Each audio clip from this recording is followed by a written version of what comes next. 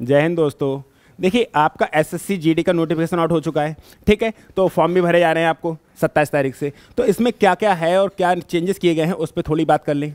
आप लोग सारे लोग अपने अपने फॉर्म भर दें। लड़कियों की फीस नीलवटा सन्नाटा, लड़कों की फीस 100 रुपये, क्या करना, ज़्यादा फीस भी नहीं है, ठीक है। तो इसमें क्या क्या चेंजेस हुए हैं उसको ज़रा देख लेते हैं। ये एसएससी का नोटिफिकेशन आया है। चलिए नेक्स्ट पेज पे। इसका जो एप्लीकेशन के जो फॉर्म स्टार्ट होंगे वो कब से हो रहे हैं? 27 तारीख से हो गए स्टार्ट। और इसमें जब तक फॉर्म को पता है डेढ़ 2 महीने मिलते थे फॉर्म भरने के लिए, इस बार मात्र 1 महीना है। 27 अक्टूबर से 30 नवंबर, 27 अक्टूबर से 30 नवंबर तक आपका फॉर्म भरा जाएगा, ठीक है। और इसका जो लास्ट डेट एंड टाइम में उसको पेमेंट क्या करना, वो 2-4 दिन के बाद हो ही जाता है, ठीक है। अब इनमें क्या था, ये ऑनलाइन और पेमेंट की उसकी चिंता ही मत करो। और इस बार एक बात ध्यान रखना, करेक्शन का टाइम नहीं मिलेगा। जैसे सीजीएल का भी फॉर्म था, उन्होंने 200 रुपये फीस दे के आप करेक्शन कर सकते थे, 200 रुपये फीस दे करेक्शन कर सकते थे। इसमें टाइम नहीं मिलेगा क्योंकि ये नोटिफिकेशन कब आना था? दिसंबर में। आ कब गया? अक्टूबर में। मतलब सरकार को जल्दी है, सरकार को जल्दी है। तो ये इसके जो फॉर्म है वो दिसंबर में आने वाले थे और कहाँ गए? अक्टूबर में। पेपर कब होना है? जनवरी में। महीने कितने बचे? 2। अक्टूबर ख़त्म, नवंबर और दिसंबर।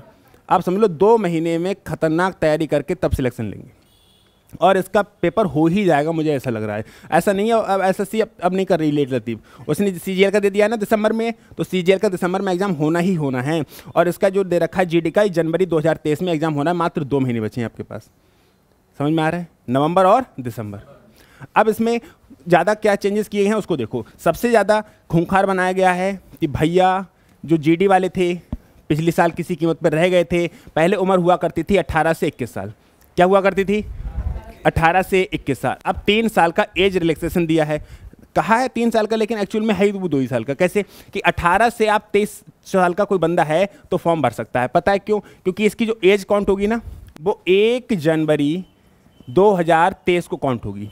1 जनवरी 2023 को काउंट होगी। मतलब इसका ये हुआ कि यदि कोई बंदा 1 जनवरी 1997 के बाद जन्मा है, 1 जनवरी 1997 के बाद जन्मा है तो वो फॉर्म भर सकता है, ठीक है। और इसमें क्या क्या है उसको भी देखो जरा। नेक्स्ट, तो फॉर्म कब से स्टार्ट हो गए? 27 तारीख से। भरे कब जाएंगे? 1 महीने तक, 30 नवंबर तक भरे जाएंगे, ठीक है। इसमें जो वैकेंसी हैं 24,205 ये है और एनसीबी की लगा दी जाए तो 24,369, 24,369 वैकेंसी अलग अलग कैटेगरी की हैं। बीएसएफ में, सीआईएसएफ, सीआरपीएफ, एसएसबी, आईटीबीपी है। और ये आपको मिलता है आपके प्रेफरेंस के आधार पे, आपके नंबर्स के आधार पे। इसको कैसे भरना है वो हम बता देंगे अभी, ठीक है। और आगे बढ़ो। टोटल वैकेंसी समझ ली कितनी है हमारी? 24,369 वैकेंसी है। इसको देखो, जो एज रिलैक्सेशन है ओबीसी, एससी और एसटी वालों के लिए कितना है? 5 साल। एससी और एसटी वालों के लिए कितना है? 5 साल। और ओबीसी वालों के लिए कितना है? 3 साल। और जो एक्स सर्विस मैन है उनके लिए भी कितना है? 3 साल, ठीक है। और बाकी ये तो कोई होगा ही नहीं। Children are dependent are victim killed, ये तो कोई शायद हो, कोई दिक्कत नहीं है। इसको देखो। और इसमें सर्टिफिकेट, एनसीसी सर्टिफिकेट जिसके पास है उसका कि देखो, इसमें क्वेश्चन है इस बार 80। क्वेश्चन कितने हैं? मिनट कितने हैं? 60। 60 मिनट में 80 क्वेश्चन है। और एक क्वेश्चन 2 नंबर का है तो नंबर कितने होगा? 160। कितने नंबर होगा? 160। जिसके पास सर्टिफिकेट सी सर्टिफिकेट है, जिसके पास सी सर्टिफिकेट है उसको 5% मिलेगा। यानी कि 160 का 5% कितना हो जाएगा? 8। कितना हो जाएगा? 8। जिसके पास बी सर्टिफिकेट है, किसके पास बी सर्टिफिकेट है, उसको कितना मिलेगा? 3%। यानी कि 160 का कितना परसेंट? 3%। 16 3 48, 4.8। और जिसके पास ए सर्टिफिकेट है, जिसके पास ए सर्टिफिकेट है उसको मिलेगा 160 का 2%, यानी कि 3.2। जिसके पास ए बी सी सर्टिफिकेट है उनको इतना फायदा मिलेगा। कितने क्वेश्चन पे? 160। क्योंकि क्वेश्चन 80 है लेकिन एक क्वेश्चन कितने नंबर का है? 2 नंबर का है, ठीक है। तो 160 नंबर का है और इसी पे आपको छूट मिलेगी। चलो, फॉर्म फीस कितनी है? 100 रुपये। सिलेबस देख लो एक बार। सिलेबस क्या है? पार्ट वो ही है ABCD। पहले क्या हुआ करते थे? 25-25 क्वेश्चन हुआ करते थे। कितने क्वेश्चन? 25-25। टोटल कितने सौ हो जाएंगे? 25, 50, 75, 100 हो जाया करते थे। और मिनट हुआ करते थे 90। यानी कि पहले जो पैटर्न था वो 90 मिनट में, 90 मिनट में कितने क्वेश्चन? 100 क्वेश्चन हुआ करते थे। अब क्या किया इन्होंने? 5-5 क्वेश्चन हटा दिए। खुश मत होना, क्वेश्चन ही नहीं हटाए हैं, टाइम को बेटा है। टाइम क्वेश्चन नहीं हटाए हैं, टाइम को बेटा है भाई। 5-5 क्वेश्चन हटा दिए। अब क्वेश्चन कितने बचे हैं? क्वेश्चन कितने बचे? 80। और टाइम कितना बचा? 60। भाई क्वेश्चन घटाए हैं 20, क्वेश्चन कितने घटाए हैं और मिनट घटाए हैं 30, क्वेश्चन घटाए हैं और मिनट घटाए हैं। चलो ये कर लेते, 20 क्वेश्चन हटाते 20 मिनट हटा देते, समझ में आया। लेने क्या किया है, क्वेश्चन हटाए हैं 20 और मिनट हटाए हैं 20, मतलब टफ हो गया, मतलब टफ हो गया। और यहीं पर सिलेक्शन होता है। लोग मैं बताऊं जीडी में बैठने वाले या जो एसएससी सीजीएल की तैयारी करते हैं वो सब लोग जीडी भर देते हैं, क्योंकि अब बहुत उम्र मिल गई ना, इस बार तो भरेंगे। और इस बार इतना खतरनाक वाला कॉम्पिटिशन होने वाला आज तक नहीं हुआ होगा, क्योंकि उम्र का छूट मिल गई ना। अब होगा क्या कि जो लोग बैठे हैं ईमानदारी से तैयारी कर रहे हैं वो सिलेक्शन ले लेंगे, और जो लोग सोच रहे हैं कि अब हम करेंगे तैयारी 1 महीने 1.5 महीने में कर लेंगे, ये उनका कुछ नहीं होगा। जिनकी ऑलरेडी तैयारी है वो सिर्फ मॉक टेस्ट पे अपना फोकस करेंगे और जहाँ गलतियाँ उस पर फोकस करेंगे, और जिसका कुछ नहीं है वो तो सिलेबस निपटाने में करेगा कि सिलेबस को कैसे समेट लें हम, ठीक है। तो अब को मतलब टफ हो गया फाइनली, ये समझो, क्योंकि 60 मिनट में कितने क्वेश्चन करने हैं 80। सिलेबस आपका वही जीएस है, रीजनिंग है, मैथ है और आपका इंग्लिश और हिंदी। जो इंग्लिश करना चाहें वो इंग्लिश कर लें और हिंदी करना चाहें हिंदी कर लें, दोनों की छूट होती है। और यही होता है, ऐसे एक बैंक होता है आरआरबी, रूरल रिजर्व बैंक, उसमें भी होता है। ये 2 ही पेपर ऐसे हैं कि जिसमें आपको छूट होती है, या तो आप इंग्लिश का कर लो या आप हिंदी का कर लो। एसएससी जीडी में या तो आप इंग्लिश कर लो या आप हिंदी कर लो। और रूरल रिजर्व बैंक आरआरबी होता है, उसकी मेरिट बहुत हाई जाती है। पता है क्यों? क्योंकि एसएससी का एक एग्ज़ाम ये है जिसमें हिंदी आती है, और बैंक का भी एक एग्ज़ाम है आरआरबी जिसमें हिंदी आती है। तो जो हिंदी पट्टी का बंदा है, जिसको हिंदी आती है इंग्लिश नहीं आती है और उसे बैंक में जाना है, तो एक एग्ज़ाम पे तो फोकस करेगा, कौन सा? आरआरबी। इसीलिए उसकी मेरिट जाती है। पता है उसमें क्या होता है?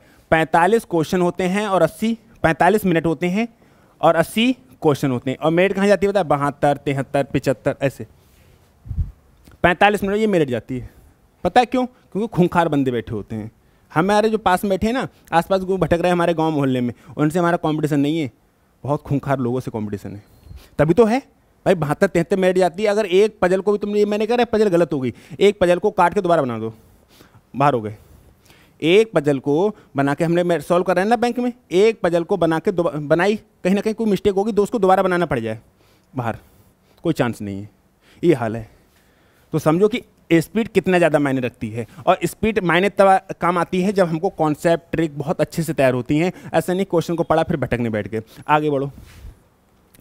देखो जीएस का जो सिलेबस है वो वही है, एनालिटिकल एप्टीट्यूड और सब वो जितना था वही है, इसको छोड़ो, आगे बढ़ो। और ये आपका general knowledge and general awareness ये रहेगा आपका, ठीक है। ये भी सब सेम है, रीजनिंग का भी सेम है और वो भी सेम है। आगे बढ़ो। ये आपका बढ़ता है एलिमेंट्री मैथमेटिक्स। एलिमेंट्री मैथमेटिक्स में कुछ नहीं है, बस आपका ट्रिग्नोमेट्री, ज्योमेट्री और एलजेब्रा, इन 3 को छोड़ दिया जाए, बाकी सब है। मेंसुरेशन में 2D 3D दोनों हैं, और मेंसुरेशन में कुछ बचता ही नहीं है। प्रिंस पढ़ लो, प्रिंस सिलेंडर बनता है, उसी से आपका क्यूब बनता है, उसी से क्यूबॉइड बनता है, उसी से पिरामिड बनता है, और पिरामिड से क्या बनता है? शंकु यानी कोन बनता है। वो तो 10 मिनट का टॉपिक है, 10 मिनट का टॉपिक है, सारे फार्मूले तुरंत याद हो जाते हैं, ठीक है। और बाकी जो नॉर्मल है आपके, देखिए नंबर सिस्टम तो हर चैप्टर, हर पेपर में नंबर सिस्टम आता है, क्योंकि नंबर्स के साथ ही खेलना है।